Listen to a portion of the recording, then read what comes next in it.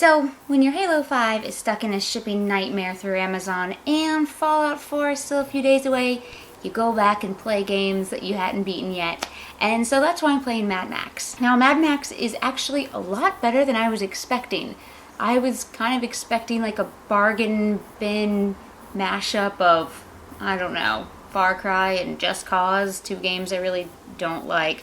And I thought it was just going to be like a cheap open world game just to quickly put something out with the movie's release because the movie did so well. But it's actually like not that at all. First of all, Mad Max, I feel like the game actually stands on its own two legs really, really well without the film. The world and the characters and the story is far enough removed from the movies that you don't need to be a fan or have ever seen the most recent or the past movies to really be able to get into the game.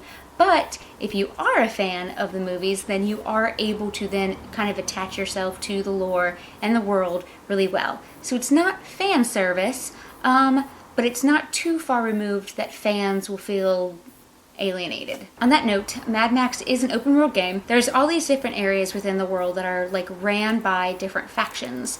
And so what you're basically doing is you're going through and going to these strongholds and appealing to their leader to get everybody to kind of, be on your side. You're going around and you're clearing all like the enemy factions control and influence, I guess, from that area, so the stronghold leader that you're trying to appease will gain full control of the territory. And you do that by taking down scarecrows, which are basically like these, towers, flaming towers stuff. Taking out snipers, clearing enemy camps so that you can then bring in people from your crew to then take over the camp.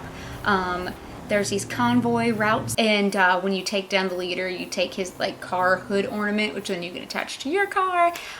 Talking about the car, in Mad Max game, your car is very much a character of its own, even though you do have a character attached to your car at all times named Chum. He fixes it and upgrades it and everything for you and kind of gives you an idea of what's going on around you when you're driving around. I usually hate car stuff in games, GTA, even like in Saints Row, just being in a car in open world games usually sucks. But the car in Mad Max is actually done really, really well.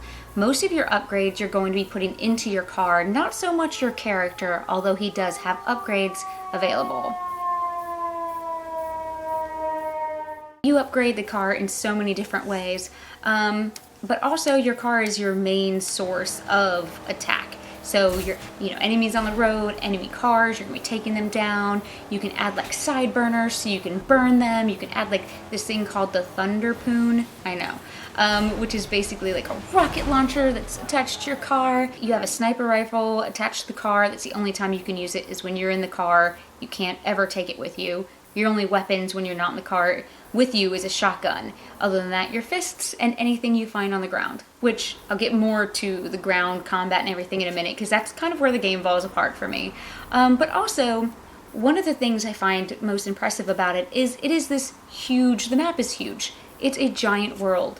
And since it is post-apocalyptic, I always have a little trouble with those words, they did a really good job of not making the world just one giant desert. Even though the world is at ruin, they really are able to make different sections of the map feel completely different, but still very, very desolate.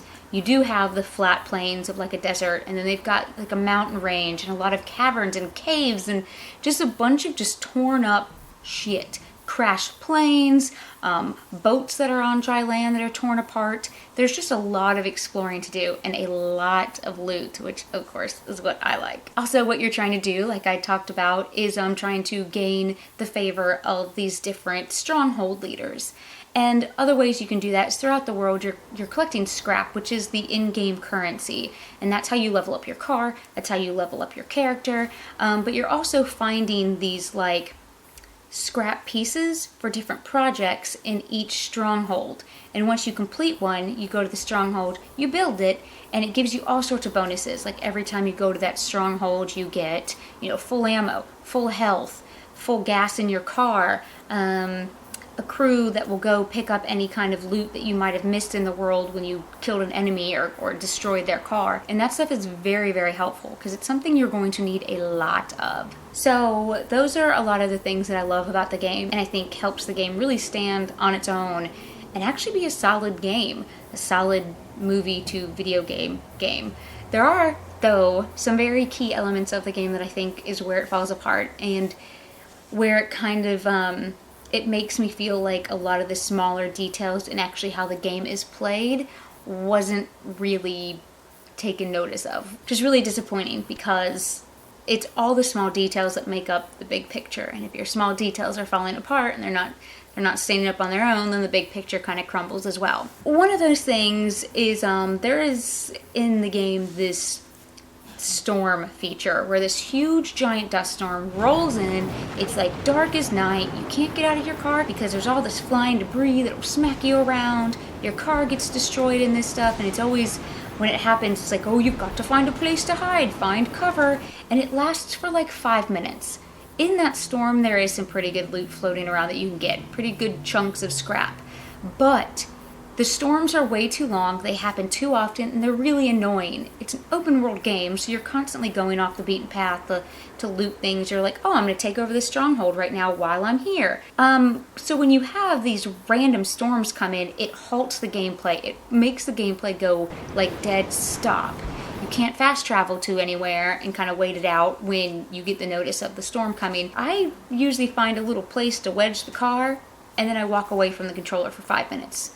It is the perfect time to go get food and water and stuff like that you need to survive, but it really, really, really just puts all of your fun and your exploring and the game experience to a complete screeching halt. That's very, very annoying. Other than that, some of the stuff with the combat and the controls are a little frustrating. Your shoulder buttons are jump and run, but B is shoot. I don't know who told them that was a good idea. You can run and jump with your shoulder buttons and shoot with B, yet if you ever run up to a ladder or a wall you can climb, you hit A to jump onto it.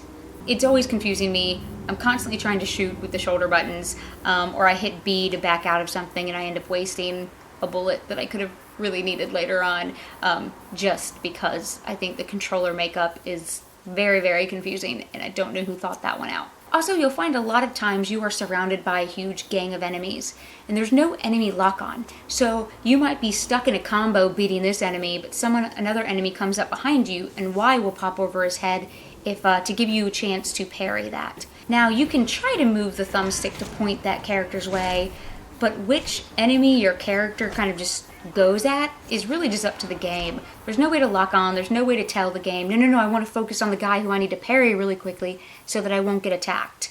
So you get stuck in these gang situations where it's just kind of a no-win situation for a little while, just because the game has no way to focus on an enemy. The fact that the enemies can attack you when you're in the middle of a combo animation is pretty frustrating. A lot of your skill points, your personal skill points that you will be using, go towards your weapon durability and your weapon damage. But I find myself never using weapons because when enemies attack me with a weapon and they drop it, I can pick up that weapon, but when I go to pick up that weapon, I have to go through the animation of actually bending down and grabbing it and picking it up. If you're in a gang situation of enemies and you're surrounded, that 3-second animation means that you've just gotten attacked 4 times and broken out of that animation. You never get to pick up the weapon. After all, it's just a waste. Then on top of that, you can't heal when you're in the middle of a fight because the heal animation is about 4 seconds, and that's, you have to take out your little, canteen, drink it, screw back on the top, put it away. And in that time, your health meter will go up slowly. If you try to run while you're in the middle of that animation, or you get hit while you're in that middle of the animation, it cancels out all healing. So that means no healing during fights, and when you do have to drink and heal, you have to come to a dead stop, stand still, and wait until that whole animation is over. That's bullshit. When I take anything for health, it should be instant, and even if I have an animation of drinking or something, I should still be able to move and definitely still be able to attack, or at least dodge, do a roll dodge or a parry while that healing is happening. Overall, with those small yet still kind of big details, combat can be pretty frustrating for me, but everything else I'm really enjoying. I really love the game. I love just exploring.